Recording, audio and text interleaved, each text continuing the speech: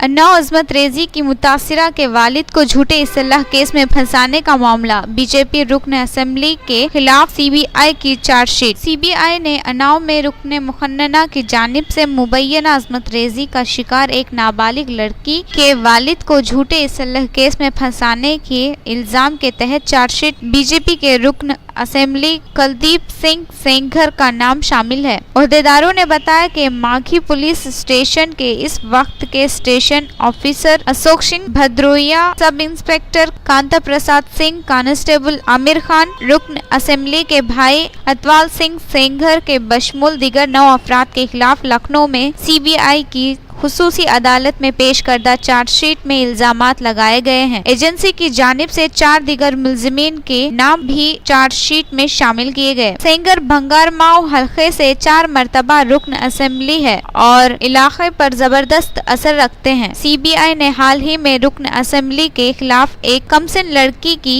4 जून 2017 की रात अजमत रेजी करने के इल्जाम के तहत चार्जशीट पेश की है। इस सिलसिले में कहा गया है कि मुकामी पुलिस ने जुर्म के बाद एफआईआर दर्ज नहीं की, इसके बजाय लड़की के वालिद के खिलाफ मुकामी पुलिस की जानिब से देसी साखा पिस्तौल रखने का इल्जाम आयद करते हुए मुकदमा दर्ज किया गया और जेल भेज दिया गया। पुलिस ने सेंगर के खिलाफ मुकदमा दर्ज करने पर एक कार्रवाई लड़की के वालिद को जेल में रुकन असेंबली के भाई और हामियों ने मुबैना तौर पर जदोकोब किया। पुलिस की इस कार्रवाई में लड़की को चीफ मिनिस्टर योगी आदित्यनाथ के रूबरू 8 अप्रैल को खुदसोजी पर मजबूर किया ताकि उसके वालिद पर बीतने वाली मुसीबतों को उजागर किया जा सके। बदकिस्मती से उसके बाद के अगले ही दिन मौत वाक़ई हो गई। सीबीआई ने रुकन असेंबली, इसके भाई, पुलिस ओहदेदारों और 5 दीगर मुल्जिमीन के खिलाफ आईपीसी के दफे 120B और 201 के अलावा दीगर दफात के तहत इल्जामात वाज़ेह किए गए। सीबीआई के तर्जुमान ने कहा कि इस मामले में मज़ीद तहकीकात जारी है।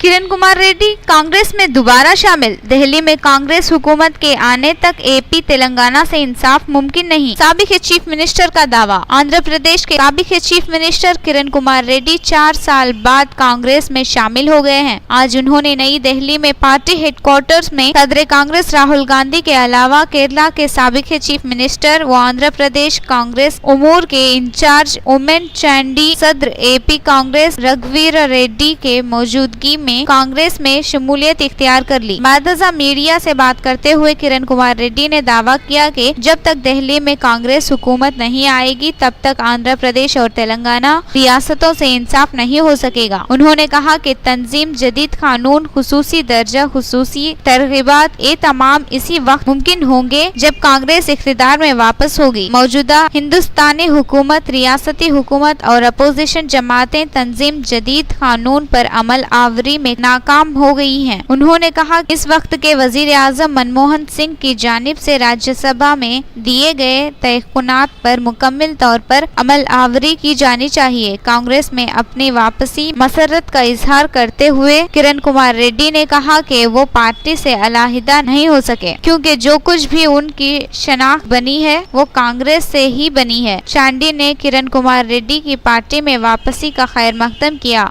और कहा कि जब वो चीफ मिनिस्टर थे तो उस वक्त उन्होंने रियासत के कई अहम काम बिलखुसूस दर्ज फहरिस्त अक़वाम और कबाइल के लिए काम किए। उन्होंने आंध्र प्रदेश की तरक्की के लिए भी बहुत कुछ किया। बादजा मीडिया से बात करते हुए कांग्रेस के सीनियर कायदीन रणदीप सरजेवाल ने कहा कि कांग्रेस आंध्र प्रदेश को खुसूसी दर्जे के हुसूल के लिए पाबंद अहद है। इस सवाल पर के पार्लियामेंट के आइंदा सेशन के दौरान आंध्र प्रदेश को खुसूसी दर्जे के मसले पर हुकूमत के खिलाफ तहरीक अदम एतमाद की कांग्रेस तायीद करेगी, तो उन्होंने कहा कि ये फैसला कांग्रेस पार्लिमानी पार्टी करेगी। किरण कुमार रेड्डी ने आंध्र प्रदेश की तकसीम के खिलाफ फरवरी 2014 में चीफ मिनिस्टर और कांग्रेस के कायदीन के तौर पर इस्तीफा दे दिया था। उन्होंने अपने खुद की पार्टी बनाई थी, ताहम उनकी पार्टी को शिकस्त उठानी पड़ी थी। दिलचस्प बात यह है कि किरण कुमार रेड्डी के छोटे भाई किशोर कुमार चंद माह कबल तेलुगु देशम में शामिल हो गए।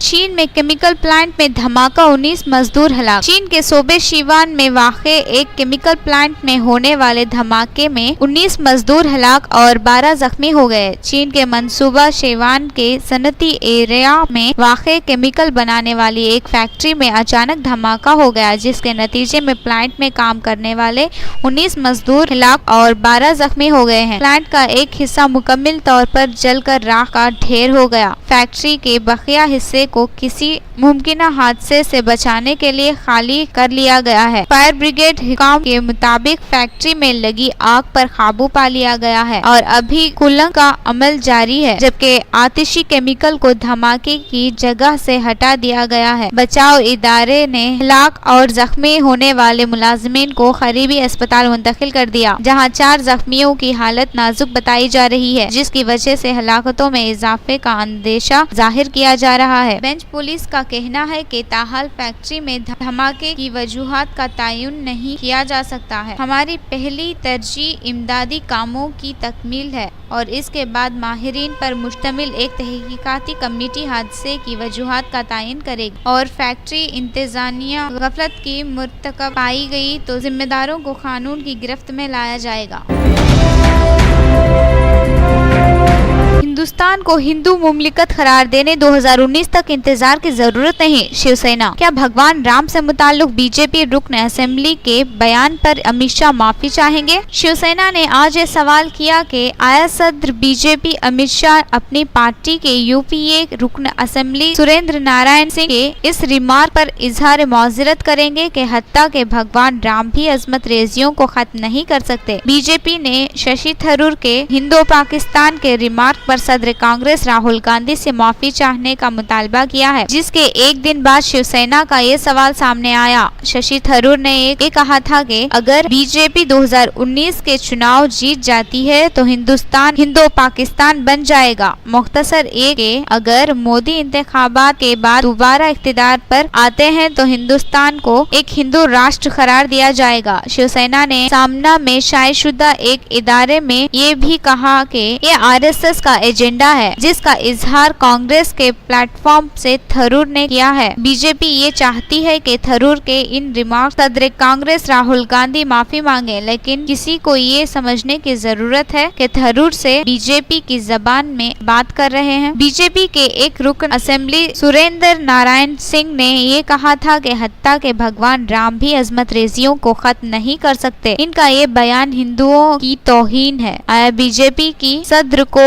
इनके रिमार्क पर इजहार मौजरत नहीं करनी चाहिए। उत्तर प्रदेश के बीजेपी रुकन असेंबली सिंह ने हाल ही में ये कहा था भगवान राम भी आज आएंगे, तब भी बलात्कारी की घटना पर निरंतर नहीं हो पाएगा। कांग्रेस की वजह से हिंदुस्तान की तकसीम हुई, वो पार्टी तकसीम के लिए जिम्मेदार है। अगर पाकिस्तान का क़याम मजहबी शनाख्त की बुनियाद पर हुआ है तो तब हिंदुस्तान एक हिंदू राष्ट्र है। संघ परिवार हमेशा जवाहरलाल नेहरू, सरदार पटेल और दूसरों पर हिंदुस्तान को एक सेक्युलर मुमलिकत में तब्दील करने का इल्जाम लगाता है। अगर नेहरू और दूसरों ने ये गलती की है तो मुल्क ने इसे दुरुस्त करने के लिए बीजेपी को 2 मौके दिए। पहला मौका अटल बिहारी वाजपेयी के दौरे हुकूमत में और अब मोदी के दौर में। हिंदुस्तान को एक हिंदू रियासत करार देने के लिए 2019 तक इंतजार करने की जरूरत नहीं है। मोदी अभी ये काम कर सकते हैं और हम इस बात पर जोर दे रहे हैं कि वो एक काम फौरी करें। उद्धव ठाकरे की ज़ेरे क़यादत पार्टी ने ये भी कहा कि हिंदुस्तान में सूरत हाल ऐसी नहीं है कि ऐसा पाकिस्तान करार दिया जाना चाहिए। पाकिस्तान में मुख्तलिफ किस्म का इंतशार है। इस मुल्क में जमहूरी निज़ाम खत्म हो चुका है, लेकिन हिंदुस्तान में मसाइल अब भी बरकरार हैं। नोटबंदी के बाद गरीबों की मालियाती हालत बदतरीन हो गई है। हुकूमत गाँव और भेड़ियों को बचाने की कोशिश करती है, लेकिन किसानों की खुदकशियों को रोक नहीं सकती। अगरचे हुकूमत अयोध्या में राम मंदिर की तामीर के मौकूफ में नहीं आई, ताहम रेलवेज ने अवाम के जज्बात की तस्कीन के लिए रामायण का ऐलान किया। 2019 के इंतखाबात तक इस तरह के रंगीन गुब्बारे हवा में छोड़े जाएंगे और नए वादे किए जाएंगे। इसे राम राज्य करार नहीं दिया जा सकता।